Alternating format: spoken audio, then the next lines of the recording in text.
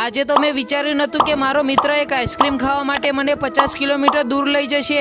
કહાની કંઈક એવી હતી કે જય માતાજી એન્ડ ગુડ મોર્નિંગ મિત્રો। સવારના વાગ્યા હતા 7:20 ના। આજે તો વહેલા ઉઠી ગયો। પછી બહાર આવીને બહારનો માહોલ જોઈ લીધું અને કરી દીધો ફટાફટ બ્રશ। પછી હું ચા પીતો હતો અને મને એક વાત મળી હતી કે તમે વિડીયો તો જોવો પણ લાઈક ને સબસ્ક્રાઇબ નહીં કરતા, એટલે તમારો નાનો ભાઈ સમજીને લાઈક ને સબસ્ક્રાઇબ કરી દો ને મારા વાલા। પછી દુકાનથી આપણી જરૂરી વસ્તુ લઈને હું નીકળી ગયો નોકરી, અને વચ્ચે આવ્યું અમારા ગોમટોડાના મહારાજનું મંદિર। એટલે મંદિરનો નજારાનો આનંદ લેતા લેતા રસ્તામાં મળી ગયો મારો મિત્ર, એટલે મિત્રને હાથ મિલાવી દીધો અને એને પણ બેહાડી દીધો અને ફાઇનલી તમારો ભાઈ પહોંચી ગયો કંપનીમાં। પછી સોજે 5 વાગ્યાના હું પીતો હતો પાણી, એટલે કટપ્પાએ કીધું કે હેડ હોટલમાં તને નાસ્તો કરવા લઈ જાઉં। પછી હોટલનું નામ હોભળીને તમારો ભાઈ ઝાલ્યો તો રહેવાનો નતો, એટલે કટપ્પાને લઈને આપણે નીકળી ગયા હોટલમાં। પછી હોટલમાં આવી ગયા અને કટપ્પાને જોઈને તો એવું લાગ્યું કે આજે તો કોઈક હેવી ખાવાનું મંગાવશે, પણ પછી ખબર પડી કે આ તો 20 વાળી આઈસ્ક્રીમ ખવડાવીને મને ફોલાઈ દીધો।